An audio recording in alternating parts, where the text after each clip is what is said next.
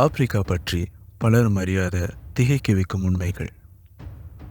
ஆதி மனிதன் பிறந்த இடம் என புகழப்படும் இடம் ஆப்பிரிக்கா.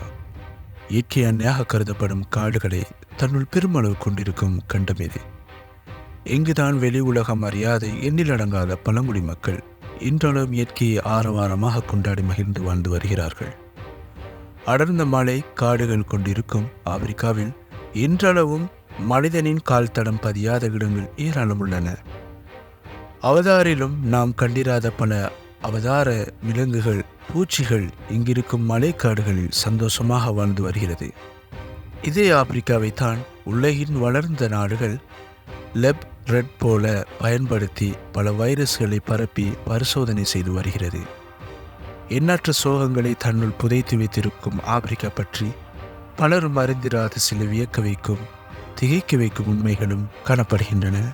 ஆப்பிரிக்காவின் தெற்கு பகுதியில் வாழ்ந்து வரும் சான் மக்கள் இந்த 44,000 வருடங்களுக்கு முன்னர் பயன்படுத்தப்பட்ட கருவிகளை தான் தங்கள் அன்றாட வாழ்வில் பயன்படுத்தி வருகிறார்கள். இவை அக்காலத்து குகை வாழ் மக்களை போன்று பயன்படுத்திய கருவிகள் எனவும் குறிப்பிட முடியும். நிலத்தில் வாழும் மிகப்பெரிய விலங்கான ஆப்பிரிக்கா யானைகளுக்கும் நிலத்தில் வாழும் உயரமான விலங்கான ஒட்டச்சிவிங்கிக்கும் ஆப்பிரிக்கா தான் தாய் வீடு. மற்றும் ஆப்பிரிக்காவின் மிகவும் பயங்கரமான விலங்காக காணப்படுவது நீர் யானையாகும். ஆப்பிரிக்காவின் பல பகுதிகளில் இருக்கும் மக்கள் தங்கள் அன்றாட தேவைக்கான தண்ணீரை எடுத்து வர தினமும் 6 கிலோமீட்டர்களுக்கும் அதிகமான தூரத்தை வெறும் கால்களில் கடந்து வந்து சேமித்து எடுத்து வருகிறார்கள். தண்ணீர் பற்றாக்குறையால் ஏற்படும் மரணங்களில் ஆப்பிரிக்கா முதன்மை இடத்தை பிடித்துள்ளது.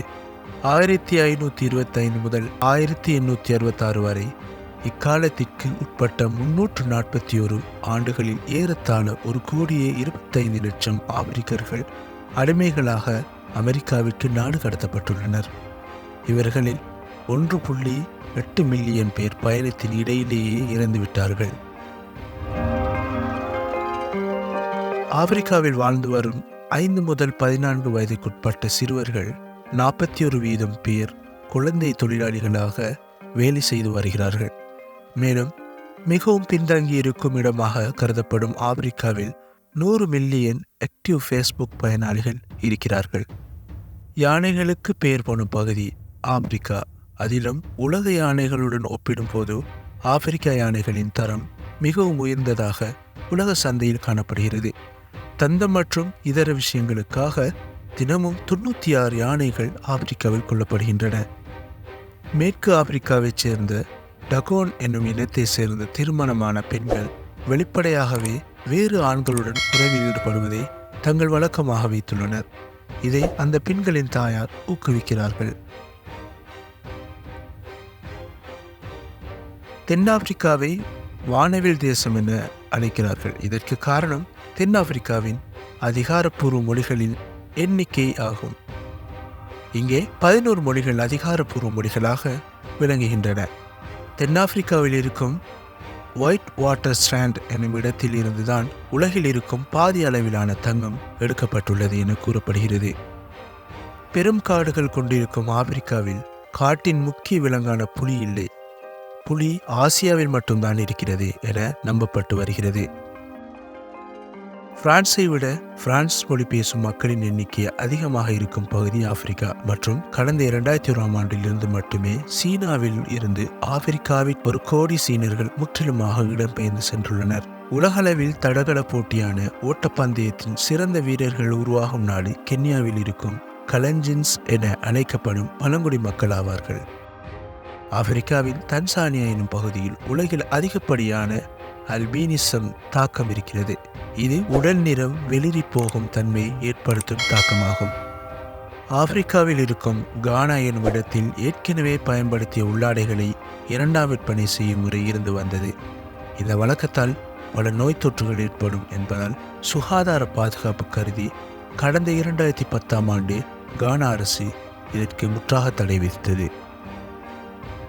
ஆப்பிரிக்காவின் ஸ்வாசிலாந்து எனும் பகுதியில் வாழ்ந்து வரும் மக்களில் 4 அடல்ட் நபர்களுக்கு உயிர்கொள்ளும் பால்வினை நோய் தொற்றான HIV பாதிப்பு இருக்கிறது. மொசாம்பிக் எனும் ஆப்பிரிக்காவைச் சேர்ந்த ஒரு நாட்டின் தேசிய கொடியில் மிக சாதாரணமாக AK-47 படம் பொறிக்கப்பட்டுள்ளது.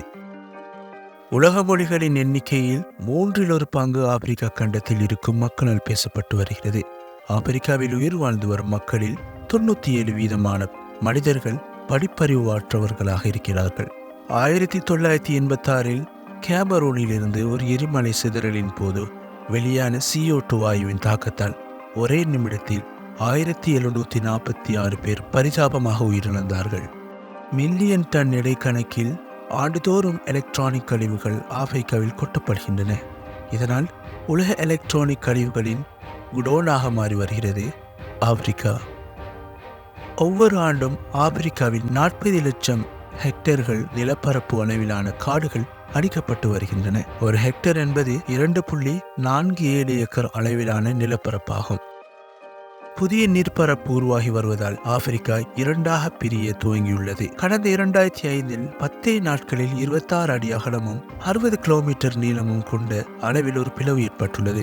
பண்டைய காலத்தில் இருந்து ஒரு கண்டத்தின் சிறிய பகுதி இந்தியாவில் இருந்து மடகாஸ்கர் நடுவே இருக்கிறது எனவும் இதை மொரிஷியஸ் தீவில் இந்த ஆண்டு கண்டுபிடித்தனர் என்றும் கூறப்படுகிறது.